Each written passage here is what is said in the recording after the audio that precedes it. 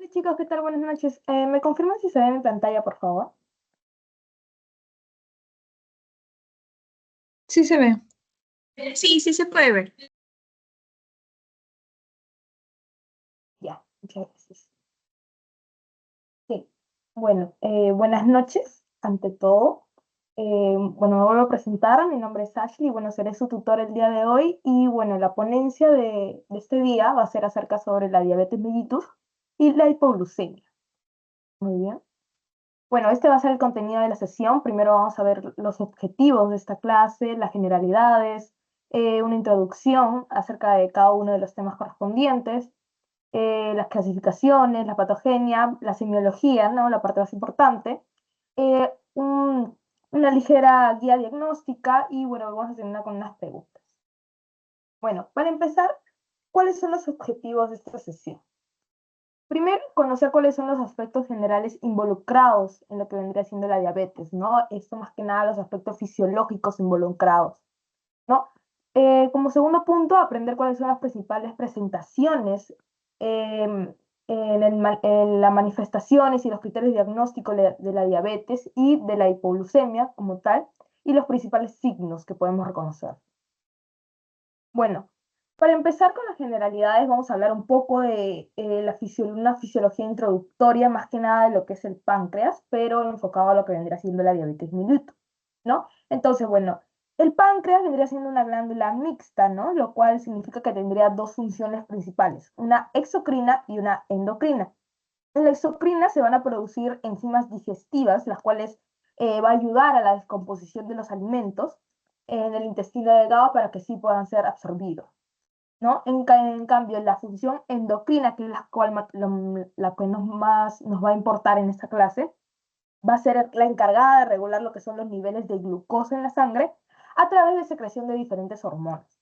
Entonces, en la función endocrina, eh, bueno, está compuesta por pequeños grupos de células llamados, que en conjunto están llamados islotes de Langerhans, ¿no? En este caso, este islote contiene lo que vendrían siendo las células beta, que están encargadas de producir la insulina, que es una hormona clave en lo que vendría siendo la disminución de la glucosa en sangre. También tenemos las células alfa, las cuales por su lado secretan glucagón, los cuales hacen lo contrario, más bien aumentan los niveles de glucosa cuando estos están bajos. También tenemos las células delta, las cuales estas están encargadas de producir somatostatina, la cual libera la liberación de las hormonas. Y luego tenemos las células F, las cuales producen el polipéptido pancreático. Más que nada está involucrado en lo que vendría siendo la otra función exocrina y en la motilidad intestinal. No. Entonces, para hablar un poco de cada una de estas hormonas y cuál es su función central, aunque ya se las expliqué un poco, ¿no? Bueno, tenemos principalmente la insulina, ¿no? Que bueno, esta va a permitir que la glucosa entre a nuestras células del cuerpo, más que nada en el músculo y en el hígado, y, en estos lugares se va a almacenar como glucógeno o va a ser utilizado como fuente de energía, ¿no? Entonces, cuando la glucosa en sangre aumenta, por ejemplo, cuando después de comer, del almuerzo, del desayuno, las células beta van a liberar esta insulina y van a ejercer su acción, que vendría siendo la utilización de esta glucosa o la almacenación. Entonces, la falta absoluta de esta hormona o la disfunción es lo que produce, ¿no? Este cuadro patológico que vendría siendo la diabetes. Luego tenemos el glucagón que vendría siendo el contrapeso, ¿no? Entonces, en estos casos, cuando los niveles de glucosa bajan, en este caso cuando la persona hace ayuno o cuando se está realizando lo que vendría siendo un ejercicio intenso, las células alfa van a liberar este glucagón, los cuales van a actuar en el hígado principalmente para liberar glucosa y así se libera la glucosa en forma de glucógeno y así más que nada ser utilizada, ¿no? Bueno, la somatostatina en este caso no tiene mucho efecto, mucha importancia, ¿no? Pero bueno, este más que nada tiene efectos sistémicos generales, ¿no? Más que nada la secreción de hormonas, de otras hormonas pancreáticas, como habíamos dicho. Muy bien, ahora con esas generalidades vamos a ir ya de lleno con lo que vendría siendo la diabetes, ¿no? En este caso, la diabetes mellitus vendría siendo un conjunto de enfermedades metabólicas, las cuales se caracterizan por una hiperglucemia sostenida, por los aumentos elevados de lo que vendría siendo el índice glucémico, ¿no? Entonces, esto se puede dar por dos factores principales, ya sea por una secreción defectuosa de la insulina por parte de las células beta pancreáticas, o por la incapacidad de los tejidos sensibles a esta responder adecuadamente, a lo que se denomina como lo que vendría siendo la resistencia a la insulina, ¿no? Entonces aquí podemos ver una imagen de la sangre, ¿no? Vemos los niveles normales de glucosa en sangre, no vemos todo bien distribuido, ¿no? No vemos ningún aumento, ni una disminución, ni nada. En cambio, cuando hay un alto nivel de glucosa, vemos que ya hay muchas bolitas amarillas, ¿no? Aquí, hasta que se puede desbordar, ¿no? Entonces, a eso también se le podría catalogar como una enfermedad endotelial, ¿no? Esta es crónica, es una enfermedad crónica y no es transmisible, ¿no? Y su importancia radica más que nada en su alta prevalencia que hay hoy en día, tanto en niños como adolescentes y en adultos, ¿no? Además, bueno, contribuye al desarrollo de patologías vasculares crónicas, los cuales aumentan la morbimortalidad en la ciudadanía, ¿no? Muy bien. Bueno, los principales hoy en día hay varios tipos de diabetes, los cuales se puede clasificar, pero los principales que se tratan va a ser la diabetes mellitus tipo 1 y la diabetes mellitus tipo 2, que aquí lo que vemos es un cuadro comparativo, ¿no? Más que nada para ver cuáles son las diferencias, porque en sí son bastante diferentes tanto en su mecanismo, en cómo se desarrollan, como en su presentación más que nada, ¿no? Por ejemplo, la diabetes tipo 1 es más usual ver a personas jóvenes con esta enfermedad, generalmente en menos de 20 años. En cambio, la diabetes tipo 2 está más asociada a personas mayores de 30 años, ¿no? Con respecto a la masa corporal, la diabetes tipo 1, las personas van a ser más que nada delgadas, ¿no? O sea, no va a estar asociado con la obesidad ni nada, ¿no? En cambio, la diabetes tipo 2 sí está más asociada con esa obesidad visceral, más que nada centípeta, ¿no? También, bueno, los niveles de insulina plasmática en el diabetes tipo 1 van a ser bajos o indetectables, ¿no? Esto va a ser debido a que en la diabetes tipo 1 se va a dar una destrucción de las células beta pancreáticas, más que nada es autoinmune, lo cual va a generar que no haya insulina, ¿no? Entonces no hay un regulador de la glucosa, por eso es que no va a estar detectable. Y bueno, en la diabetes tipo 2 al principio va a estar normal, ¿no? Porque se va a dar la secreción como normalmente. Pero el problema aquí es que los órganos no van a poder recepcionar esa insulina y no van a poder introducir la glucosa. O sea, la insulina no va a poder ejercer la función de introducir la glucosa para almacenarla o para utilizarla, ¿no? Y bueno, posteriormente esta va a estar alta porque el cuerpo va a detectar que no estamos consumiendo la glucosa, ¿no? Nuestra glucosa no está entrando a nuestras células, entonces el páncreas lo va a detectar como que necesitamos más insulina para que estos puedan hacer su trabajo, pero en realidad el problema está en lo que vendrían siendo los receptores periféricos, ¿no? Bueno, también podemos ver lo que vendría siendo el glucagón plasmático, que en el tipo 1 puede estar alto o puede suprimirse, en cambio en el tipo 2 puede estar alto o puede ser resistente a la supresión, ¿no? Más que nada porque, bueno, acá se puede liberar lo que vendría siendo el glucagón, pero no va a ser utilizado en general. La glucosa plasmática, bueno, en ambas va a estar elevada. La sensibilidad de la insulina del tipo 1 va a ser normal porque, o sea, recordemos aquí, lo que va a pasar es que no va a haber insulina, pero lo mínimo que haya sí va a ser utilizada. En cambio, en el tipo 2 no va a estar reducida. Aquí la sensibilidad va a ser nula, va a haber una resistencia, ¿no? Y bueno, con respecto al tratamiento, en el tipo 1 es netamente la insulina y en el cambio en el tipo 2 ya hay modificación de los estilos de vida y también lo que vendría siendo modificaciones de los alimentos y no ya lo vendría siendo el tratamiento farmacológicos respectivamente, ¿no? Bueno, ahora siguiendo con lo que vendría siendo los tipos, o bueno, la clasificación, como habíamos mencionado, principalmente tenemos la diabetes mellitus tipo 1 y tipo 2. En la tipo 1, esta va a ser, bueno, se va a presentar en un 5 al 10% de los casos, va a ser muy poca su presentación, ¿no? Y como se había mencionado, se va a dar por destrucción de las células beta pancreáticas, ¿no? Entonces, Este diabetes tipo 1 puede ser tanto autoinmune como no autoinmune, puede ser idiopática, ¿no? No tiene una explicación por detrás, ¿no? Entonces, más que nada, el 96% de este 5 a 10% va a ser autoinmune y, bueno, el otro 4% va a ser no autoinmune, idiopática, como se le mencionaba. Luego tenemos la diabetes tipo 2, que esta es la más predominante, ¿no? Que representa el 90 al 95% de los casos, ¿no? Más que nada por una insulinoresistencia, ¿no? Una resistencia a la hormona de la insulina, ¿no? Entonces se puede dar por una hiposecreción de la insulina o por resistencia a la insulina y defectos en esta secreción. También tenemos la diabetes gestacional, que bueno, esta es la diabetes que se diagnostica en el embarazo. Y luego tenemos otros tipos de diabetes, más que nada una diabetes secundaria a causas específicas.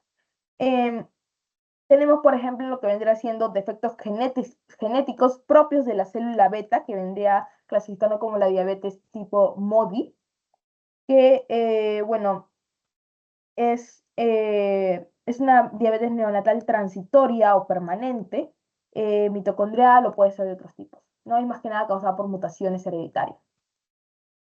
Luego también tenemos defectos genéticos en la acción de la insulina, ¿no? En donde se da una resistencia de la insulina tipo A, ¿no? Aquí tenemos un cuadrito del cual nos define mejor, ¿no? Aquí, bueno, tenemos la resistencia de la insulina tipo tipo A, perdón, la diabetes lipoatrófica, el síndrome de Rabson-Mendenhall, ¿no? Luego tenemos el diabetes mellitus por enfermedades del páncreas exocrino, por ejemplo, en la pancreatitis. ¿Qué pasa en la pancreatitis, no? Bueno, deben saber que en la pancreatitis se va a dar una autorreactivación de estas, de lo que vendría siendo el tripsinógeno, ¿no? Las enzimas pancreáticas, ¿no? Lo cual van a generar una autodigestión del páncreas, ¿no? Entonces, más que nada se da en la pancreatitis crónica, cuando ya está muy avanzada y donde se da una destrucción, ¿no? Se da la necrosis del páncreas, ¿no? Entonces, dándose la necrosis del páncreas, también va a haber muerte de estas células beta, ¿no? Entonces, por eso se puede generar, más que nada. También se puede dar por traumas, ¿no? Neoplasia, fibrosis quística, hemocromatosis, ¿no? Luego tenemos más que nada los diabetes mellitus asociados a endocrinopatías como el síndrome de Cushing, acromegalia, el feocromocitoma, ¿no? El hipertiroidismo, la somatostatinoma, ¿no? Más que nada por tumores. Luego tenemos la diabetes mellitus inducida por fármacos o productos químicos. En este caso, bueno, como dice su propio nombre, ¿no? Va a ser inducida por fármacos específicos, ¿no? Como el Vacor, la pentamidina, el ácido nicotínico, los glucocorticoides, ¿no? Hormonas tiroideas, etcétera. Entonces, estos son los principales tipos de presentación de la diabetes, aunque hoy en este año 2025, no sé si han escuchado que bueno, aceptado, ¿no? Lo que vendría siendo la diabetes mellitus tipo 5, ¿no? Que está asociada a lo que vendría siendo la desnutrición, ¿no? Es más prevalente en zonas con alto índice de pobreza, ¿no? Como África, ¿no? Bueno, esos países, ¿no? Y bueno, no he investigado mucho, pero eso sí me pareció bastante interesante, ¿no? Que se da más que nada en personas que tengan antecedentes en la adolescencia, en las niñas que tengan una desnutrición crónica, ¿no? Más que nada en personas también que hayan sufrido kwashiorkor, marasmo, ¿no? Que son estos tipos de desnutrición crónica, ¿no? Así que me pareció bastante interesante. Bueno, ahora vamos con la patogenia. Antes de pasar a la patogenia, ¿tienen alguna pregunta, chicos? Todo claro para continuar. Una consulta, disculpa.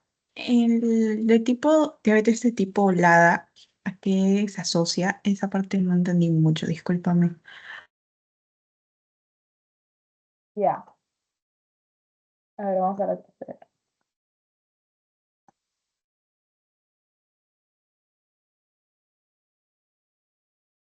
Bueno, la diabetes tipo LADA, más que nada en este caso, en estos tipos de diabetes, es más que nada por defectos, lo que vendría siendo defectos genéticos, ¿ya? Entonces, vendría siendo como un subtipo de la diabetes tipo 1. Ah, ok, ya, muchas gracias. Eh, Ahora vamos con lo que vendría siendo la fisiopatología, ¿no? Ya les he explicado un poco, ¿no? De la diabetes tipo 1 y tipo 2, ¿no? Más que nada en aspectos generales, ¿no? En este caso, la diabetes tipo uno, como había mencionado, va a ser más que nada un factor genético, ¿no? Va a estar asociado a autoinmunidad, ¿no? Puede estar tanto asociado a autoinmunidad como puede ser idiopática. En caso de que la asociada a autoinmunidad, ¿no? Van a ver lo que vendría siendo estas presentaciones de, de genes, ¿no? Más que nada, se presenta cuando hay una destrucción del 80 al 90% de las células beta pancreáticas, ¿no? Y bueno, se describe que hay marcadores genéticos como lo que vendría siendo el antígeno leucocitario humano, que bueno, se ve en varias presentaciones, ¿no? Y más que nada el antígeno leucocitorio primario relacionado a lo que vendría siendo la insulina, el receptor de la insulina 2 y a factores ambientales como, bueno, podría siendo infecciones virales, ¿no? Más que nada por ese lado se está asociando, ¿no? Pero también está lo que vendría siendo los autoanticuerpos, los cuales se pueden presentar o se pueden detectar en esta diabetes mellitus, ¿no? Porque no basta con lo que vendría siendo una presentación sintomatológica, ¿no? En este caso tenemos al ICA, que vendría siendo el anticuerpo contra los islotes Langer, que son las células beta creáticas. Luego también tenemos al IAA o IAA, que vende, bueno, más que el antiinsulínico, ¿no? El anticuerpo antiinsulina. Luego tenemos el IA2, que vendría siendo el antitiroxina fosfatasa, el ZNT8, que vendría siendo el antitransportador de zinc, y el antigat, que vendría siendo el glutámico descarboxilasa, ¿no? Bueno, estos son autoanticuerpos que se han encontrado, ¿no? En lo que vendría siendo una detección sistemática de esta enfermedad, ¿no? Entonces, ¿qué vemos en esta imagen? Miren, aquí vemos que la glucosa está representada por estos, bueno, hexagons azulitos, ¿no? Y la insulina vendría estando representada por estos triangulitos morados, ¿no? Entonces, ¿qué vemos? Vemos bastante cantidad de lo que vendría siendo la glucosa y poca cantidad de lo que vendría siendo la insulina, ¿no? Vemos deficiente, vemos escasa insulina, ¿no? Entonces, aquí vemos que en la célula todavía hay receptores de insulina, están presentes, ¿no? Pero no hay suficiente insulina. Entonces, ¿qué va a pasar? Que como no hay suficiente insulina, estos transportadores de glucosa no se van a activar, ¿no? Aquí tenemos al transportador GLUT4, que está encargado de meter la glucosa a la célula, no se va a activar ni expresar adecuadamente, debido a que no va a haber un estímulo el cual genere esta expresión. O sea, no, la insulina no va a estar presente, este es el estímulo eh, que el cual genera esta expresión de este receptor. Entonces, como resultado, se va a dar una poca entrada de glucosa a las células, generando que ésta se acumule en sangre, generando lo que vendría siendo la hiperglucemia, ¿no? Entonces, en resumen, la diabetes mellitus vendría siendo la enfermedad autoinmune, ¿no? En donde se destruyen las células beta del páncreas que producen la insulina. Entonces, sin insulina, estas células no pueden captar, las células periféricas no pueden captar glucosa, especialmente en los músculos y en el tejido adiposo, ¿no? Y aunque los receptores están intactos, va a faltar lo que vendría siendo la señal principal, que es la insulina en este caso, ¿no? Entonces esto lleva a una glucosa elevada en sangre y a los síntomas clásicos en esta enfermedad que vendría siendo las 4P: la pérdida de peso, la poliuria, la polidipsia y la polifagia, ¿no? Que bueno, ya veremos más adelante lo que vendría siendo esta simbología. Por otro lado, en la diabetes mellitus tipo 2 están involucrados tanto factores genéticos como factores ambientales, ¿no? En este caso, eh, los factores ambientales más característicos van a ser, bueno, el estilo de vida, ¿no?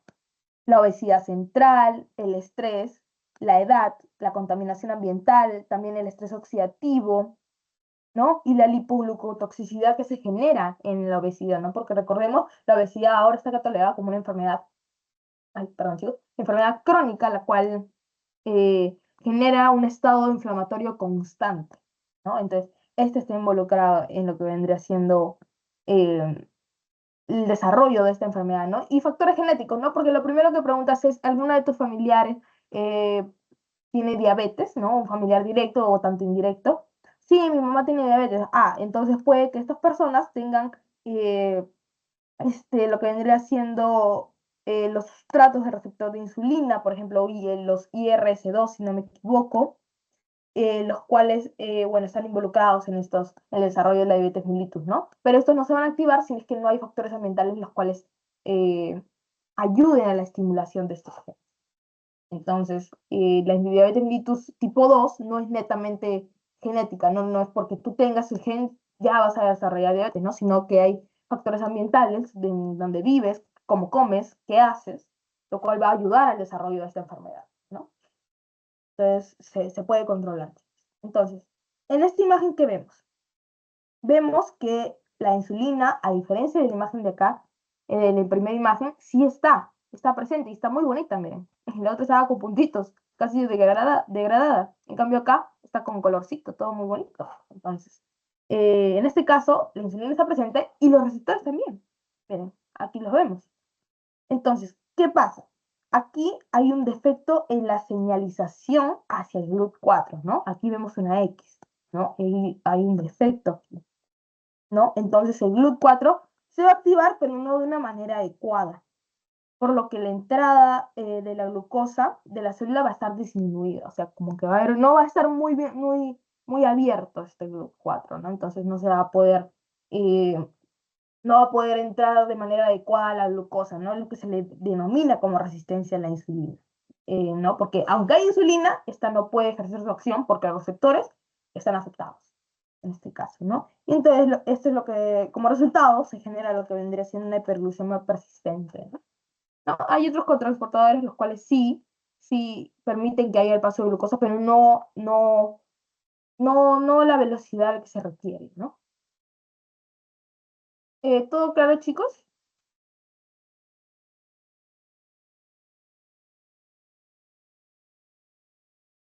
Ya, gracias.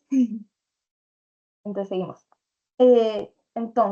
Ahora vamos a ver, entonces ya vimos cómo es que se genera este acúmulo de glucosa en la sangre, ¿no? Entonces, ¿qué genera esta glucosa?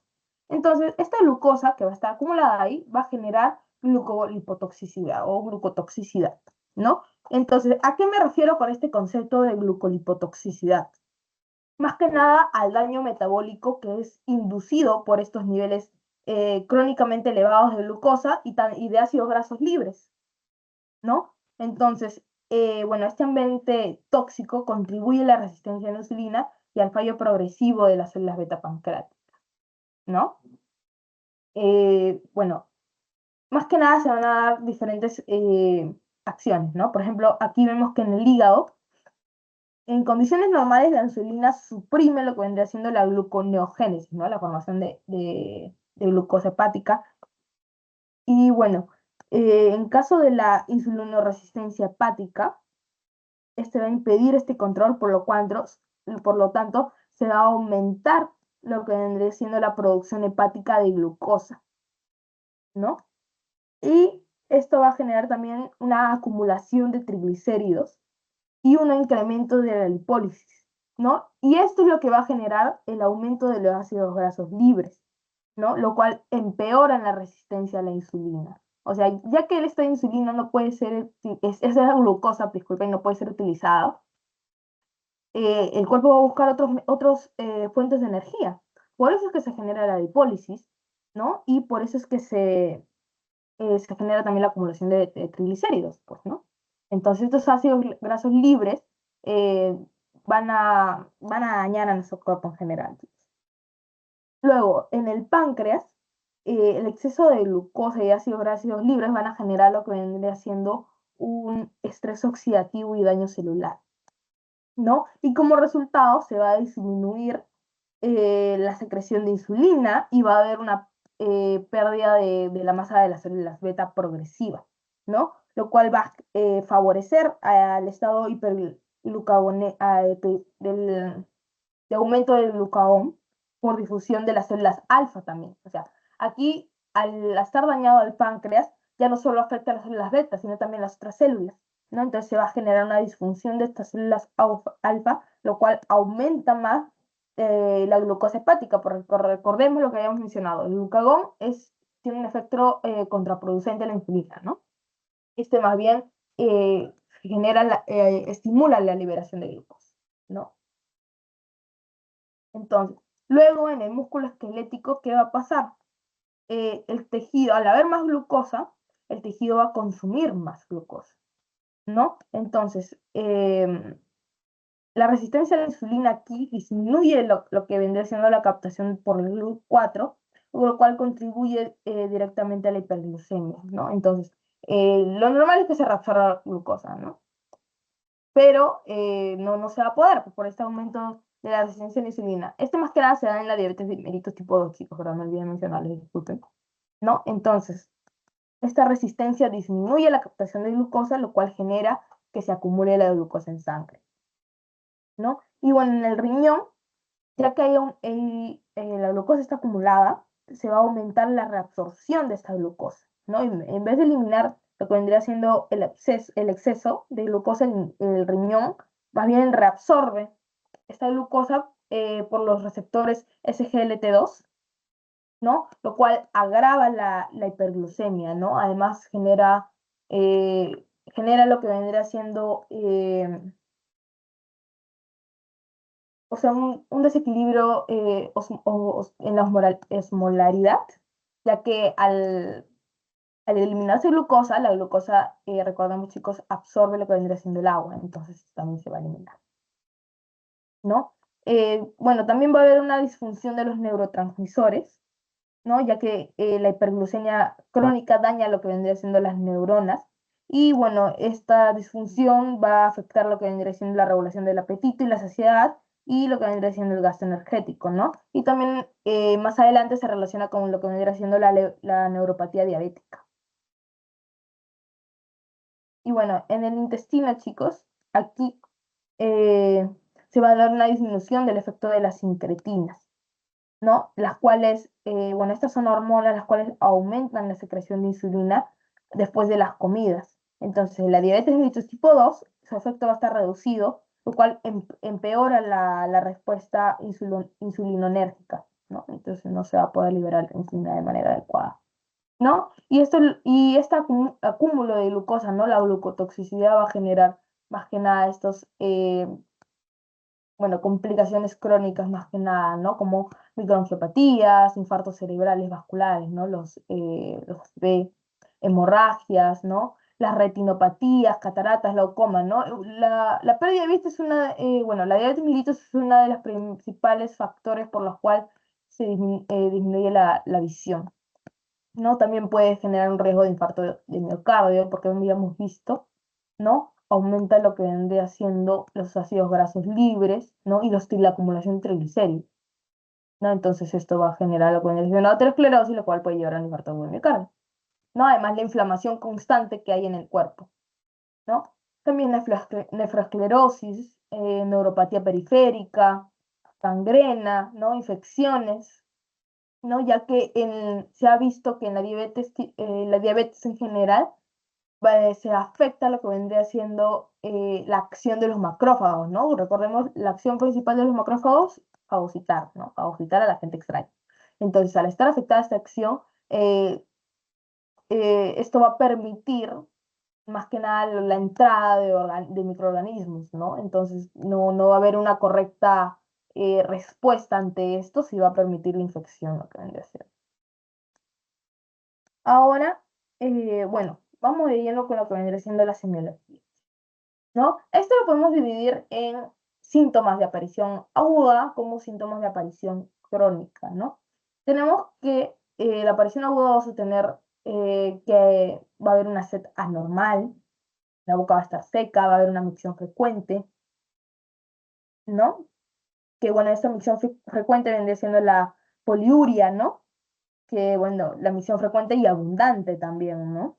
Más que nada por lo que le habías mencionado, ¿no? La glucosa jala agua, entonces, cuando la glucosa plasmática supera lo que vendría siendo el umbral renal, recordemos que es de 180 miligramos por decilitro, se va a excretar esta glucosa en la orina, generando la glucosuria, ¿no? Entonces esta glucosa arrastra agua por ósmosis, lo que genera una diuresis osmótica, ¿no?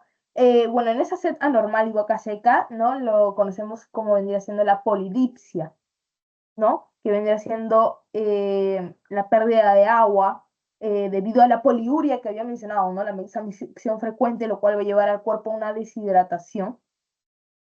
Y bueno, al estar el cuerpo deshidratado, esto va a estimular a lo que vendría siendo el centro de la sed que está en el hipotálamo, ¿no? Y bueno, va a generarse ese ciclo, ¿no?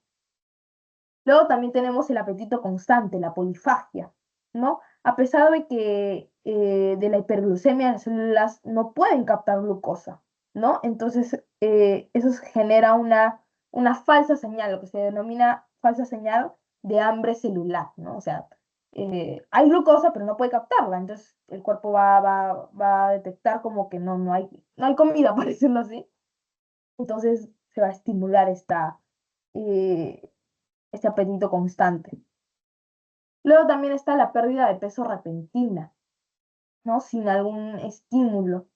Entonces, esto se va a generar debido a que el cuerpo empieza a utilizar, ya que no puede utilizar la glucosa, empieza a buscar otras fuentes de energía, como les había dicho, ¿no? Tanto proteínas y lípidos, debido a la incapacidad de utilizar esta glucosa, ¿no? Lo que va a provocar lo que viene siendo el catabolismo y la pérdida de masa corporal, ¿no? También se puede ver lo que viene siendo la falta de energía y la fatiga, ¿no?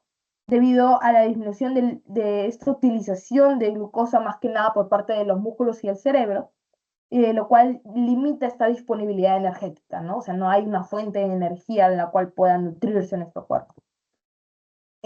Mojar la cama. En este caso, el mojar la cama, o sea, la neuresis, se da más que nada en niños, ¿no? Secundario esta poliuria nocturna debido a la hiperglucemia no controlada más que nada, ¿no? Entonces podemos asociarla más a los diabetes mellitus tipo 1. Y bueno, la visión borrosa, como les había mencionado, ¿no? La diabetes es una de las principales causas de visión borrosa, ¿no? Ya que estos cambios osmóticos en el cristalino debido a este aumento de la glucosa alteran su forma y la refracción, ¿no? Luego tenemos los síntomas de aparición crónica que también se vendrían siendo los parecidos, ¿no? Tenemos lo que vendría siendo la polidipsia, poliuria, ¿no? La falta de energía, pero aquí le agregamos lo que vendría siendo el hormigueo o el entumecimiento de las manos, ¿no? Que, bueno, son signos ya de una neuropatía periférica, ¿no? Ya que hay un daño progresivo en las fibras nerviosas, ¿no? Debido al estrés oxidativo y al daño microvascular que se genera, ¿no? También van a haber infecciones fúngicas en la piel bastante recurrentes, ¿no? Ya que, como habíamos dicho, aparte de que se disminuye lo que vendría siendo la actividad de los macrófagos, o sea, la actividad del sistema inmune, también la glucosa, recordemos, va a favorecer a la proliferación de microorganismos. eh, bueno, eso, favorece la proliferación de microorganismos ya que es prácticamente azúcar, ¿no? Entonces aquí los organismos se genera un caldo, por decirlo así, ¿no? Lo que ahí se le denomina en la ITU cuando en la orina se puede proliferar bastante estas bacterias. Ya, más que nada, por ahí se relaciona, ¿no? Y bueno, lo que vendía, ¿no? La respuesta inmunológica deteriorada, ¿no? Más que nada la fagocitosis de los macrófagos y la quimiotaxis, ¿no? También la lentitud de la curación de heridas, ¿no? Ya ahí vemos que cuando una persona diabética se lastima es bastante peligroso, ¿no? Porque para que cierre su herida va a ser bastante complicado, ¿no? Por lo cual debe tener bastante cuidados especiales, ¿no? Y esto se debe a la alteración del flujo sanguíneo, ¿no? Debido también a la dedicación de proteínas y a la disfunción de células inmunes, ¿no? Más que nada, la sangre aquí se vuelve más espesa, ¿no? Luego, bueno, aquí las 4 P de la diabetes, ¿no? Las que le mencionaba, la poliuria, la polidipsia, polifagia y la pérdida de peso. Estas son las 4 P que se presentan. ¿no? Tanto en la aparición aguda como en la aparición crónica, ¿no? Son de los principales síntomas. También tenemos lo que son otras manifestaciones como prurito, las infecciones recurrentes, como lo habíamos dicho, más que nada en caso de vulvovaginitis y balanoprostitis, más que nada por el patógeno que es la Candida SPP, por eso.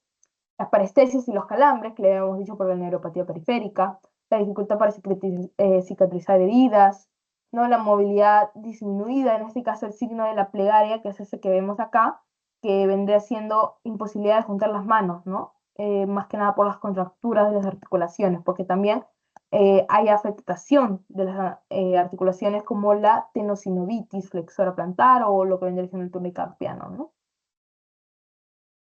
Luego también tenemos manifestaciones cutáneas, ¿no? Lo que se denomina como dermopatía diabética. En este caso vamos a tener complicaciones cutáneas comunes, ¿no? Más que nada en pacientes mal controlados, ¿no? Como tenemos la necrobiosis lipoídica diabética, que viene siendo una inflamación granulomatosa y una degeneración del colágeno, ¿no? Lo cual se relaciona con más que nada alteraciones microvasculares en las personas. También tenemos al granuloma anular, ¿no? Que se da más que nada por un trastorno en la dermis, ¿no? Y está asociado a lo que vendría siendo diabetes tipo 1, ya que vendría siendo un trastorno inmunológico. También tenemos la esclerodermia y lo que vendría siendo la esclerosis digital diabética, ¿no? La esclerodactilia, ¿no? También conocida, ¿no? Que vendría siendo más que nada por la aplicación de proteínas dérmicas, lo cual va a generar un endurecimiento, ¿no? Y una rigidez en la piel, ¿no? También tenemos síntomas eruptivos, ¿no? Más que nada por la elevación de los triglicéridos, que es secundaria a esta resistencia a la insulina, como habíamos visto, ¿no? Lo cual genera depósitos lipídicos en la piel, ¿no? Entonces estos vendrían siendo estos síntomas. También vemos enrojecimiento facial, infecciones micóticas, ¿no? Porque podemos ver onicomicosis, y también el característico, ¿no? La acantosis nigricans, que vendría siendo esta proliferación de los queratinocitos debido a la resistencia a la insulina, ¿no? Lo cual genera también un engrosamiento de los pliegues y una hiperpigmentación de estos. Eh, bueno, otros signos clínicos que también van a estar asociados, ¿no? Van a ser, por ejemplo, las complicaciones metabólicas agudas y complicaciones crónicas, ¿no? Dentro de las complicaciones metabólicas agudas tenemos a lo que vendría siendo la cetoacidosis y el síndrome hiperosmolar.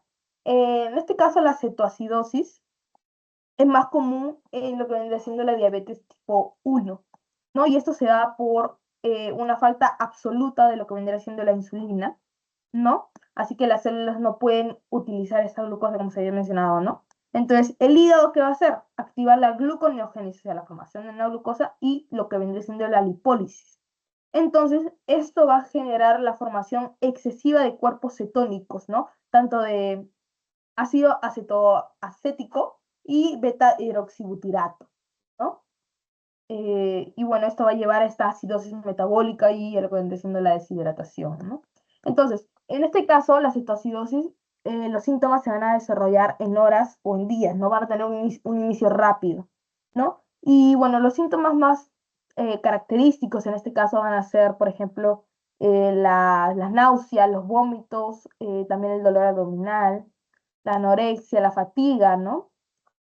Y bueno, aquí lo que vendría siendo la hiperventilación, chicos. La hiperventilación, lo que se conoce como la respiración de Kussmaul, que vendría siendo respiraciones profundas, rápidas y sin pausas, ¿no? Y bueno, pero son regulares, ¿no? Entonces, en este caso, esta hiperventilación se da en respuesta a lo que vendría siendo la acidosis como un mecanismo compensatorio, ¿no? También la deshidratación debido a la poliuria, ¿no? Y bueno, trastornos neurológicos en casos que no se atienda de manera adecuada y a tiempo, ¿no? Más que nada en casos graves. Luego también tenemos el síndrome hiperosmolar, que en este caso este se desarrolla con más tiempo, ¿no? De días a semanas. ¿no? Y bueno, esto es más frecuente en el diabetes mellitus tipo 2, ¿no? Entonces tenemos la citocidosis más frecuente en la tipo 1 y el síndrome hiperosmolar en la tipo 2. Eh, en este caso, la insulina que está presente no va a ser suficiente para controlar lo que vendría siendo la glucemia, como ya hemos visto, ¿no? Entonces se va a producir una hiperglucemia severa. O sea, el síndrome hiperosmolar va a presentarse más que nada cuando hay una hiperglucemia de mayor a 600 miligramos por decilitro, ¿no? Entonces, aquí no va a haber una cetoacidosis significativa, ¿no? Entonces, esta hiperglucemia externa va a producir lo que vendría siendo una osmolaridad plasmática alta, lo cual va a causar una deshidratación celular grave y una disfunción neurológica. Por eso vemos que en el caso de los trastornos neurológicos, en este caso se van a dar sí o sí. Aquí vemos dos cruces, ¿no? En cambio, en la cistocidosis, una cruz y media, ¿no? Lo que podría siendo que se puede presentar como tanto no. En cambio, el síndrome hiperosmolar son los signos más característicos, tanto los trastornos neurológicos como la deshidratación, ¿no? Y bueno, los otros síntomas acompañantes. En este caso no va a haber dolor abdominal, ¿no? Pero sí, poliguria, náuseas, vómitos, anorexia, ¿no? Y tampoco va a haber una hiperventilación marcada, ¿no? Así que eso vendría siendo las diferencias, ¿no? Más que nada de las manifestaciones agudas. Bueno, dentro de las complicaciones crónicas, vamos a tener que, vamos a poder clasificarlas en complicaciones tanto microvasculares, donde se van a afectar pequeños vasos, capilares y arteriolas, y lo que vienen siendo complicaciones macrovasculares, donde se van a afectar ya arterias. En el caso de las complicaciones microvasculares, tenemos a lo que viene siendo la neuropatía periférica, ¿no? Daño a los nervios periféricos debido a la glucotoxicidad, lo cual va a generar una pérdida sensitiva, la parestesia, el dolor, debilidad muscular, los calambres, ¿no? Luego también tenemos la nefropatía diabética, en este caso, lo cual se da por un daño progresivo al glomérulo, ¿no? Se va a dar una glomerulosclerosis, generando síntomas como proteinuria, insuficiencia renal crónica y etc. Aquí también tenemos lo que vendría siendo la retinopatía diabética, ¿no? Donde se dan lesiones en los vasos retinianos, ¿no? Se pueden dar microneurismas, hemorragias, el edema macular y, bueno, la ceguera, ¿no? Que es la disminución de la visión más que nada, ¿no? El pie diabético también sería una complicación microvascular, ¿no? Donde se da una isquemia y se dan infecciones, lo cual puede generar úlceras y lo que hay característico riesgo de amputación, ¿no? Dentro de las complicaciones macrovasculares, ya aquí tenemos lo que viene siendo el infarto agudo de miocardio, ¿no? El cual procede a la aterosclerosis, ¿no? Primero, bueno, se da la aterosclerosis, luego posteriormente lo que viene siendo este infarto agudo de miocardio, ¿no? También la enfermedad arterial periférica, ¿no? En donde se da una claudicación o se puede dar gangrena también. Y lo que vienen siendo los ACV, ¿no? Los ictus, ¿no? Y más que nada por infarto cerebral, ¿no? Hemorragia, ¿no? Y más que nada, las complicaciones macrovasculares se va a dar por aterosclerosis, lo cual va a llevar a este ictus, infarto de miocardio y enfermedad arterial periférica. No tenemos otras complicaciones adicionales que más que nada son oculares, que vendría siendo, por ejemplo, el glaucoma, cuando se da un daño al nervio óptico debido a una presión intraocular aumentada, ¿no? Entonces aumenta, entonces, bueno, ya es el daño al nervio. También las cataratas, en donde se genera una opacidad del cristalino y de manera acelerada, ¿no? Esto debido a la glicación de las proteínas. Ahora, chicos, el diagnóstico. Bueno, el diagnóstico, como les había mencionado, ¿no? Ha salido lo que viene diciendo la guía ADA 2025, ¿no? Muy bueno. Eh, no he encontrado lo que vendría siendo la guía como tal para pasárselas, pero encontré un PPT que resume como que los puntos más importantes de lo que vendría siendo esa guía, así que después de esto se los voy a pasar por el chat. Tenemos los criterios de diagnóstico de prediabetes y diabetes mellitus tipo 2, más que nada, ¿no? Porque como ya hemos mencionado, en la diabetes mellitus tipo 1 sea más que nada, bueno, también con estos, con los que vendría siendo la glucosa, los parámetros, pero también con lo que vendría siendo encontrar lo que vendría siendo estos los anticuerpos, ¿no? Los autoanticuerpos. En este caso, tenemos que ver lo que vendría siendo la hemoglobina glicosilada, la glucosa plasmática en ayunas y la prueba de tolerancia a la glucosa oral, ¿no? Entonces, en la prediabetes, la hemoglobina glicosilada va a estar en un rango de 5,7 a 6,4%.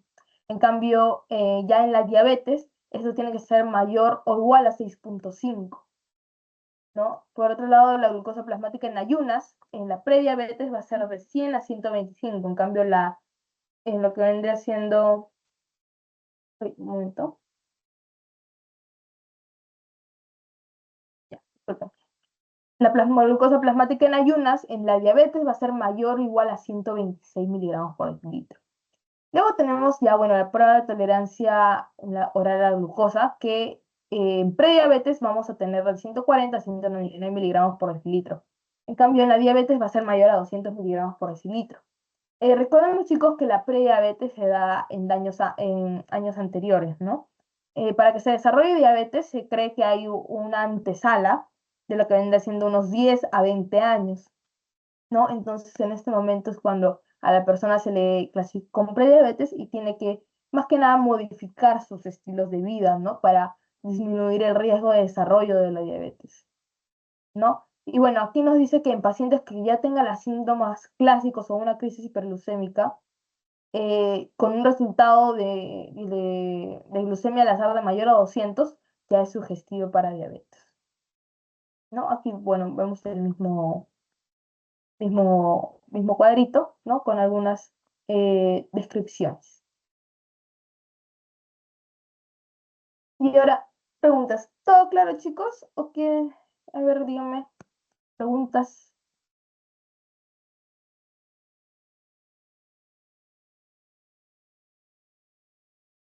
¿Están ahí?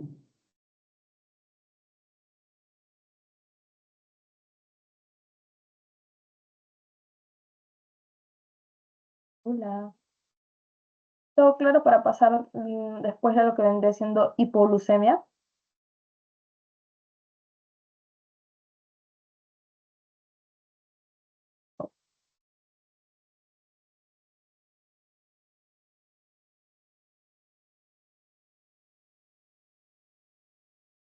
Muy bien. Bueno, aquí les tengo una pequeña pregunta para que puedan responder. ¿Alguno se anima?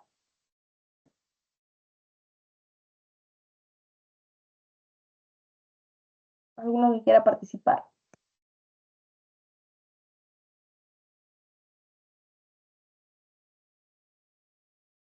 Me habían hecho una pregunta. Ya. ¿A qué se debe la pérdida de peso en la diabetes?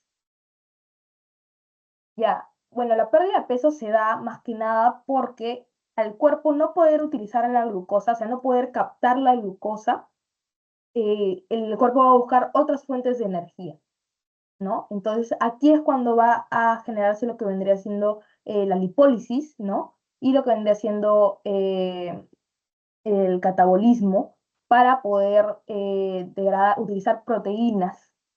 Entonces, aquí es donde se da una pérdida de masa corporal debido a esto, ¿no? Ya que esto se da en los músculos. Entonces, esto va a disminuir lo que vendría siendo la masa corporal de la persona.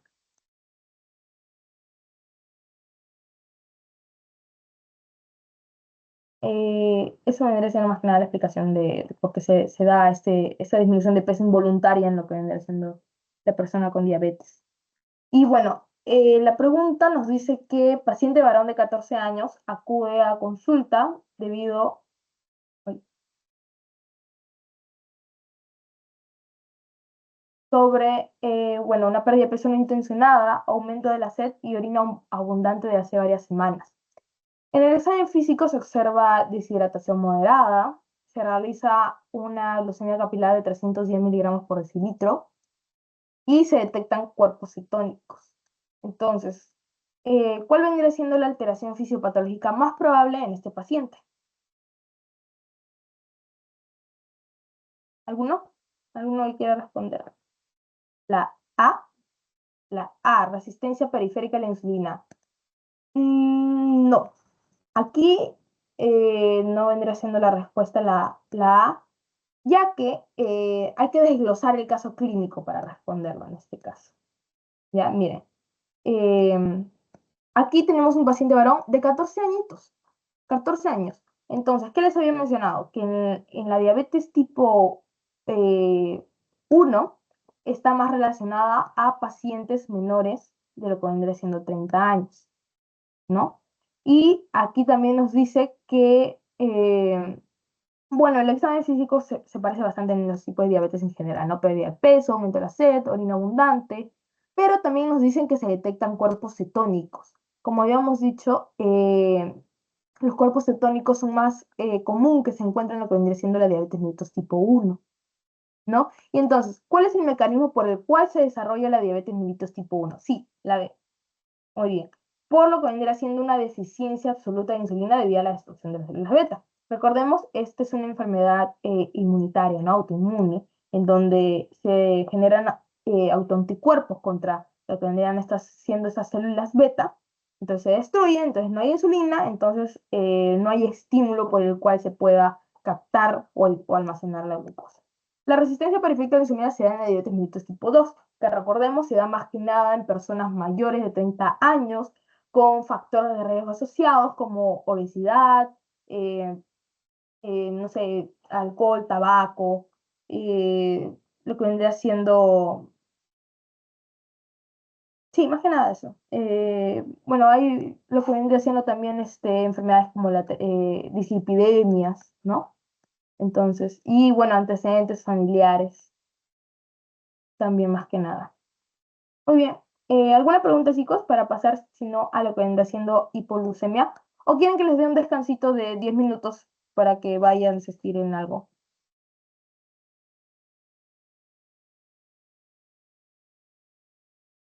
Sí, ya. Entonces, ¿quieres? A ver, son las 9:37 ya. En 9:48 ya. Regresamos y continuamos con lo que vendrá siendo hipoglucemia.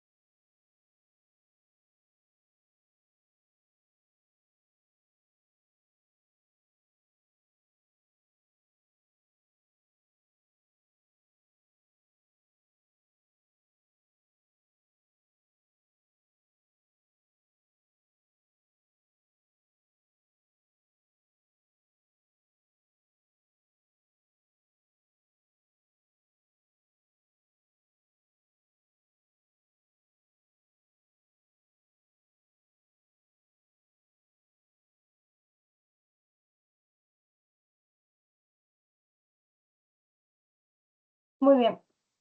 Chicos, ¿están?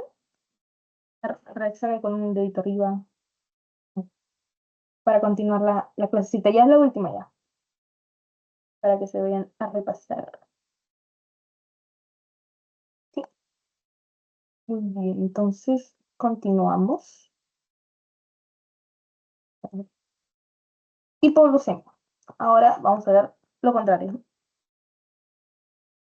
Muy bien. Entonces, ¿qué es la hipoglucemia? En este caso, vendrá siendo una condición en donde los niveles de glucosa en sangre caen por lo que vendría siendo por debajo 50 miligramos por decilitro, ¿no? Aquí, como vemos, una reducción radical de la glucosa sérica. Puede ser una complicación en diabéticos, pero también podría ser tanto no en diabéticos, ¿no? No es necesariamente exclusiva, ¿no? Entonces, en este caso, aquí las imágenes nos van a dar, bueno, esta primera imagen nos va a hablar cuáles son los determinantes, ¿no? Por los cuales se da un balance entre aportaciones y pérdidas de glucosa. Recordemos, la glucosa vendría siendo nuestra fuente de energía, por decirlo de esta manera, ¿no? En donde un desbalance en esta puede generar un aumento o una disminución, ¿no? Entonces, los factores que aumentan la glucemia vendría siendo por lo que vendría siendo el aporte exógeno y el aporte endógeno. El aporte exógeno vendría siendo la ingesta de alimentos ricos en carbohidratos, ¿no? Y lo que vendría siendo el aporte endógeno, aquí tenemos a lo que vendría siendo la glucogenólisis, ¿no? La ruptura de glucógeno en el hígado para liberar lo que vendría siendo glucosa. Y la gluconeogénesis, lo que vendría siendo la producción de glucosa a partir de otros compuestos como aminoácidos, lactato o glicerol. Entonces, ¿cuáles son los factores por los cuales se pierde, o sea, se disminuye la glucemia? Vendría siendo primero la oxidación de los tejidos. Entonces, aquí nos referimos a lo que vendría siendo la utilización de glucosa como fuente de energía, ¿no? Más que nada, tanto por los músculos como por el hígado y el cerebro, ¿no? En este caso, eh, el organismo sano utiliza hasta un 60% de la glucosa en el hígado, es captada por el hígado, el otro 15% por tejidos insulinodependientes como el músculo y el tejido muscular y el tejido adiposo, y el otro 25% sobrante por tejidos no insulinodependientes como el cerebro, ¿no? Bueno, también disminuye la glucemia debido a depósitos como glucógeno, triglicéridos, en este caso el almacenamiento del glucógeno en el hígado o los triglicéridos. Entonces, la hipoglucemia ocurre cuando el consumo y utilización de la glucosa es mayor a lo que vendría siendo el aporte, ¿no? Y esto puede presentarse en casos como de ayuno prolongado, ejercicio intenso, exceso de insulina o disminución de la producción hepática de glucosa, ¿no? Entonces, una vez que se da esto, van a haber mecanismos contrarreguladores los cuales responden a la disminución de lo que vendría siendo la glucemia, ¿no? Entonces, cuando hay una glucemia, estos mecanismos se activan, más que nada estas hormonas contrarreguladoras, como el glucagón, las catecolaminas, ¿no? Y el cortisol y la hormona de crecimiento, entonces, las cuales van a generar un aumento de la glucemia. Por el lado del glucagón, este va a aumentar la glucogenólisis y la gluconeogénesis en el hígado, ¿no? Entonces se elevan directamente a lo que vendría siendo la glucosa, ¿no? Se va a aumentar la producción hepática periférica de glucosa, ¿no? Y aumenta también lo que vendría siendo la lipólisis y la cetogénesis, ¿no?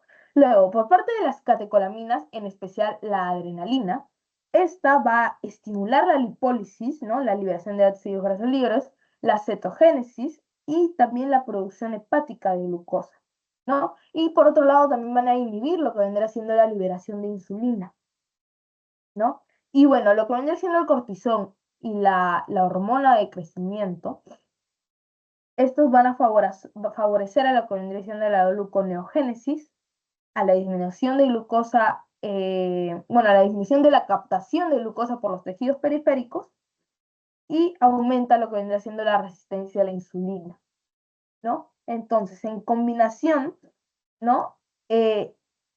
Como resultado se va a dar un aumento de la glucemia que va a contrarrestar este efecto de la hipoglucemia, ¿no? Entonces, en la etiopatogenia tenemos lo que vendría siendo causas variadas, ¿no? Los cuales identificar esa causa nos puede orientar hacia más que nada lo que viene siendo tanto el diagnóstico, ¿no? En este caso, la hipoglucemia es importante determinar cuándo se produce, si se produce en ayunas o se produce después de las comidas, también conocida como hipoglucemia reactiva, ¿no? Entonces, la hipoglucemia en ayunas, para hablar un poco de esta, es poco frecuente, ¿no? Y se relaciona más que nada con ciertas enfermedades en las cuales eh, bueno, los síntomas se van a exacerbar en los ayunos prolongados y se pueden ser desencadenados por el ejercicio, ¿no? Aquí, por ejemplo, tenemos el hiperinsulismo, ¿no? Lo cual se puede dar en trastornos de células beta pancreáticas, las cuales se pueden presentar como en tumores funcionantes, ¿no? O sea, los que estimulan, ¿no? Por ejemplo, un insulinoma que estimula la producción de insulina, ¿no? Luego también debido a hiperplasia de las células beta, como en la necidioblastosis, ¿no? O por parte de medicación, ¿no? Por parte de insulina exógena o sulfonilureas, ¿no? Algo importante, chicos, acá es que esta presentación de hipoglucemia se da en adultos, por medicación, se da más que nada en adultos mayores, los cuales, no sé, pues se levantan, toman su medicamento, pasa un rato y se olvidan, ¿no? De que han tomado su medicamento y entonces lo vuelven a tomar porque creen que no lo han tomado. Entonces, esto genera una hipoglucemia, ¿no? Entonces comienzan a sentirse mal, bueno, no decaídos, sino somnolientos, ¿no? Débiles. Entonces, es más que nada por esto, no es porque se han tomado una medicación elevada, ¿no? Más de lo que corresponde. También tenemos la hipoglucemia autoinmune, ¿no? La cual está mediada por anticuerpos antiinsulina, ¿no?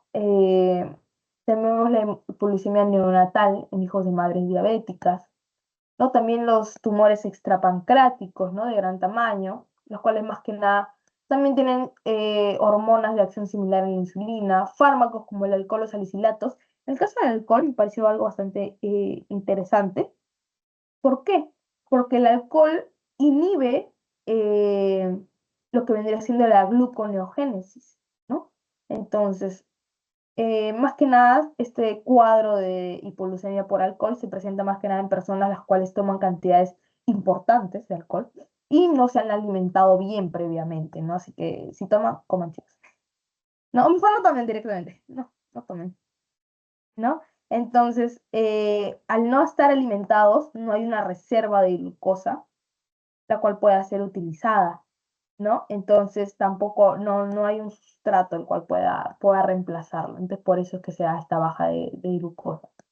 También déficits hormonales como la hormona de crecimiento, glucagón, glucocorticoides o la adrenalina, los cuales generan un desbalance, lo que ya habíamos visto, ¿no? Insuficiencia hepática grave, insuficiencia renal crónica avanzada, desnutrición grave, ¿no? Trastornos más que nada en la infancia, hipoglucemia cetónica, defectos enzimáticos congénitos, ¿no? Más que nada en esto. Luego tenemos lo que vendría siendo la hipoglucemia reactiva, que esta se desencadena con la alimentación. O sea, después de que tú comes, tienes tu baja de glucosa, ¿no? Y esto más que nada se puede dividir en estas categorías, ¿no? En hipoglucemia alimentaria, con gastrectomía, sin gastrectomía, reactiva de la diabetes mellitus no insulino dependiente, hipoglucemia reactiva idiopática, o también denominada funcional.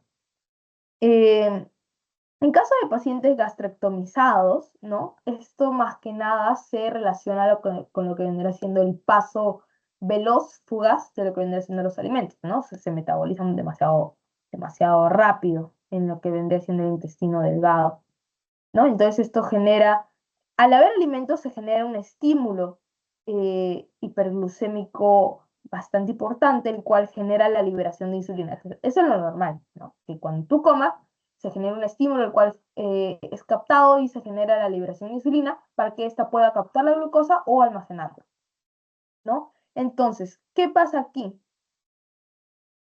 El organismo ocasiona lo que vendría siendo una hiperglucemia la primera hora, ¿no? Aquí vemos. Y posterior se va a generar una hipoglucemia, ¿no? Debido a la acción de la insulina, ¿no? Porque aquí vemos que la insulina reacciona de la misma manera que, o sea, el mismo estímulo, ¿no? Pero en este caso, la glucemia va a pasar de manera más rápida, fugaz, ¿debido a qué? A este tránsito acelerado de lo que vendría siendo los alimentos, ¿no? A esta forma acelerada, ¿no? Esa forma espontánea, lo que vendría siendo el paso de los alimentos demasiado rápido. Entonces, eh, como los alimentos pasan muy rápido, este pico de glucemia va a caer, o sea, va a seguir su curva normal, pero de un tiempo más corto. En cambio, en el caso de la liberación de insulina, este va a quedar, ¿no? Y ahí es cuando se produce como un rango, ¿no? En donde se puede desencadenar esta hipoglucemia. Luego tenemos, bueno, el caso también de lo que viene a ser la hipoglucemia reactiva idiopática o también medio funcional. En este caso no se conoce la causa de este cuadro, ¿no? Y más que nada se observa en los pacientes que tienen pruebas de tolerancia a la glucosa normales y no hay signos de déficit de otras hormonas contrarreguladoras, ¿no? Así que no está muy bien determinado en este caso. En pacientes sin gastrectomía, se genera más que nada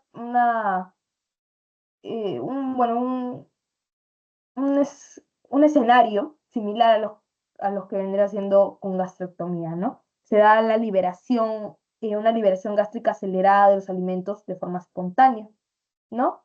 Eh, y bueno, aquí se presentan más que nada, no es muy común esta hipoglucemia reactiva que se ve, ¿no? Por eso es que la clasifican en pacientes con gastrectomía sin gastrectomía, ¿no? Más que nada se da esta hipoglucemia en ayunas, ¿no? Cuando no comes y bueno, te da tu baja de glucosa, ¿no? Más que nada en pacientes diabéticos. Y esto sí es bastante importante, chicos, porque es bastante, bueno, en su semiología, o bueno, cuando lleve semiología, nuestro paciente simulado que nos llegó fue una señora mayor, ¿no? Que era diabética y tomaba controlada, era diabética controlada, ¿no? Llegó somnolienta, ¿no? Con las manifestaciones que, bueno, les mostraré acá eh, posteriormente, pero no se acordaba eh, cuánto de medicamento había tomado, ¿no? Entonces es bastante común que se vea en estos casos, ¿no? Entonces ahora la semiología. En este caso las manifestaciones clínicas las podemos dividir en dos tipos, los síntomas adrenérgicos y los síntomas neuroglucopénicos. En el caso de los síntomas adrenérgicos, estos se desencadenan debido a la respuesta de nuestro cuerpo, ¿no? Entonces nuestro cuerpo libera ciertas respuestas con el fin de contrarrestar esta hipoglucemia. Entonces ahí es cuando se da estos síntomas como la sudoración, la piel fría, la midriasis, el temblor, la diaforesis, la ansiedad, la taquicardia, las palpitaciones y el hambre. Y estas más que nada se dan por las catecolaminas, ¿no? Que son responsables más que nada de lo que vendría siendo esta sudoración, de lo que vendría siendo la piel fría, ¿no? También de la midriasis, el temblor, de todo, ¿no? Y bueno, en caso de los síntomas neuroglucopénicos, estos, bueno, como su nombre lo dice, ¿no? Se dan por falta de aporte de glucosa al sistema nervioso. Entonces se puede ver irritabilidad, cefalea, cambio de personalidad, confusión, letargia, ¿no? Convulsiones incluso y puede llegar al coma, ¿no? Bueno, aquí tenemos lo que vendría siendo la triada de Whipple, que es la triada de hipoglucemia, ¿no? En donde vemos los síntomas de hipoglucemia, ¿no? La sudoración fría, la confusión, ¿no? Cefalea, también diaforesis, puede haber palpitaciones, ¿no? También vemos una glicemia que vendría siendo menor a 70 miligramos por decilitro. El Argente es el que nos dice que es menor a 50 miligramos por decilitro, sí, pero bueno, la triada acá nos dice que es menor a 70, ¿no?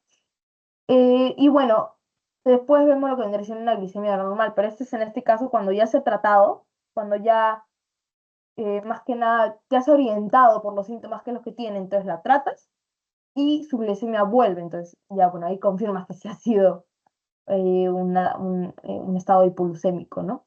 Y bueno, este es más que nada los patrones por los, bueno, la escala, ¿no? En los cuales se presentan los síntomas, ¿no? Bueno, la glicemia está menor a 80, eh, se da una supresión de liberación insulínica por el páncreas, ¿no? Cuando está de 70 a 65, se da una liberación de glucosa y adrenalina, ¿no? Menor a 60, ya vemos liberación de cortisol y hormona de crecimiento, en donde se aparecen ya los síntomas de alarma, ¿no? Y bueno, una glicemia cuando es 50, de 55 a 50, si ya sea una disfunción cognitiva, ¿no? Ya vamos, confusión, letargia, cambio de personalidad, etcétera. Cuando ya están 30 a 20, chicos, ya ahí vemos ya, ¿no? Lo que es coma, ¿no? Convulsiones, ¿no? Depende de la persona, ¿no? Y bueno, eso sería casi todo lo que vendría siendo con respecto a hipoglucemia. Les dije que era cortito. ¿Alguna pregunta en este caso? ¿Algo que no les haya quedado claro? ¿O todo claro para hacer la preguntita? Y después son libres. Mm.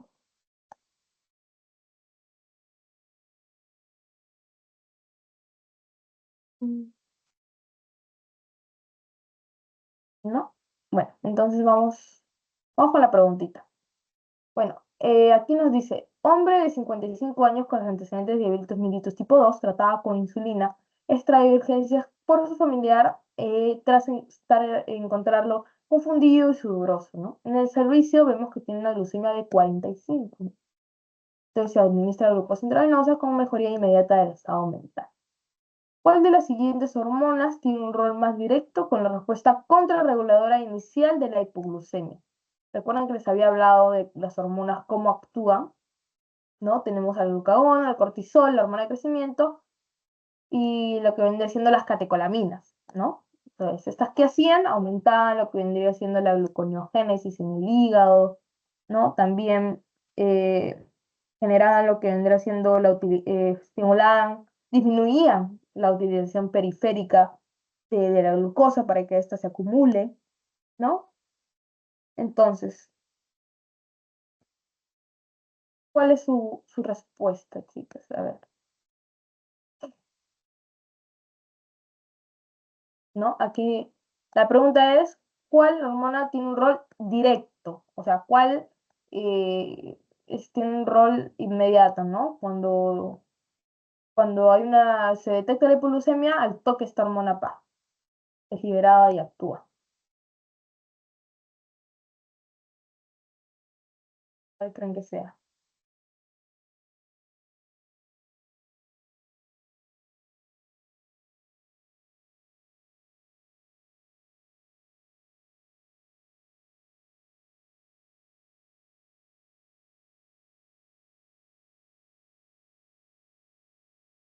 ¿Alguna?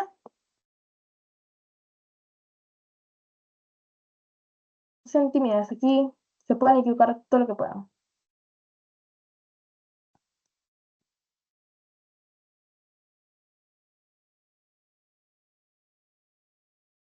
O si no, elijo a una al azar.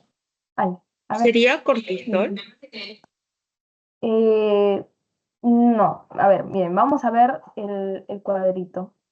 A ver, aquí habíamos dicho que las catecolaminas, tanto el cortisol como la hormona de crecimiento del glucagón, tenían casi acciones parecidas, ¿no? Disminuían la utilización de la glucosa, aumentaban la lipólisis, la citogénesis y la producción hepática periférica de glucosa. Pero había una de estas hormonas que su acción principal era lo que vendría siendo eh, aumentar la glucogenólisis y la gluconeogénesis, o sea, la formación de glucosa, que en este caso vendría siendo el glucagón. ¿Por qué? Porque si recuerdan en las generalidades que les había mencionado, el glucagón es la hormona contraproducente a la insulina, ¿no? Entonces la insulina estimula lo que vendría siendo la captación y la utilización de glucosa para disminuirla en sangre.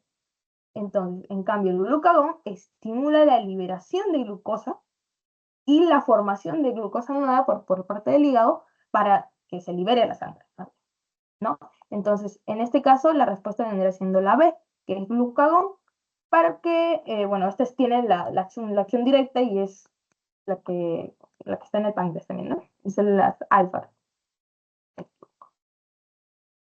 Bueno, pero está bien, chicos. Está bien. Bueno, las preguntas recuerden que más le van a hacer por la parte semiológica, ¿no? Y recuerden esto, bueno, en mi caso, ¿no? Me acuerdo mucho que por medicación, ¿no? Por medicación en personas mayores se le da la hipoglucemia, ¿no?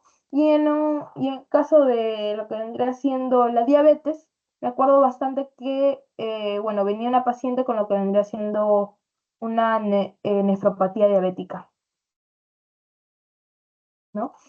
Y bueno, recuerden también los antecedentes, ¿no? Los antecedentes, preguntar cuál es su estilo de vida, si hace ejercicio, en qué trabaja, qué come, ¿no? Ver su IMC para ver si está en obesidad, ver si tiene hipertensión, ¿no? Sus antecedentes y sus familiares han tenido diabetes, ¿no? ¿No? Más que nada eso. Bueno, esas son referencias si quieren revisar. Eh, Ahorita les voy a pasar el post y los resúmenes que les habíamos dicho que les íbamos a pasar, se los voy a pasar solo por acá, ¿no? En caso de la guía ADA, bueno, no encontré la guía como tal, bueno, encontré una, pero era para cobrar, pero encontré ¿cómo se dice? Un PPT de alguna persona que ha resumido y lo ha publicado, ¿no? Si encuentran la guía ADA 2025, compártanla, porque yo también la estoy buscando. Eh, bueno, eso sería todo, así que ahorita les paso el post y el resumen. Ok.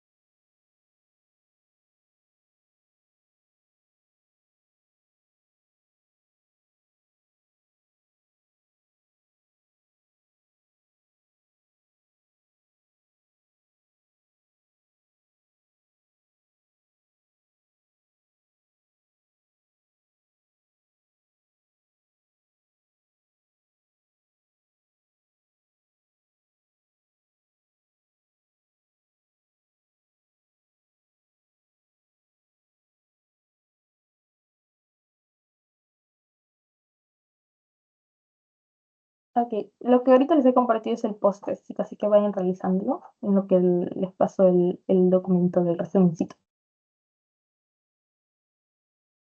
Disculpa, ¿podrías repetir la palabra clave, por favor? Perdón, me olvidaba. La palabra clave en este caso va a ser insulina, ya tanto que lo hemos visto. Ujú. Insulina. Ya.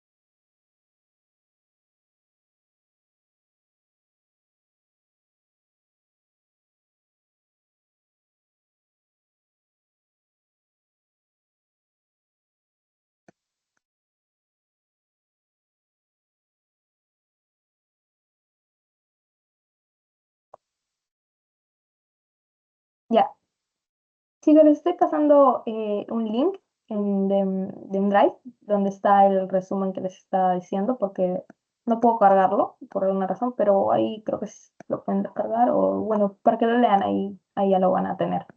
Así que, bueno, eso sería todo por hoy, chicos. Son libres. Espero que les haya gustado mucho la clase. Como saben, siempre estamos pendientes a nuestro WhatsApp si quieren escribirnos para preguntarnos algo o no les ha quedado algo claro. Y suerte en sus prácticas hospitalarias y en sus simulaciones. Bueno, hasta la otra clase. Gracias. Chao, hasta luego.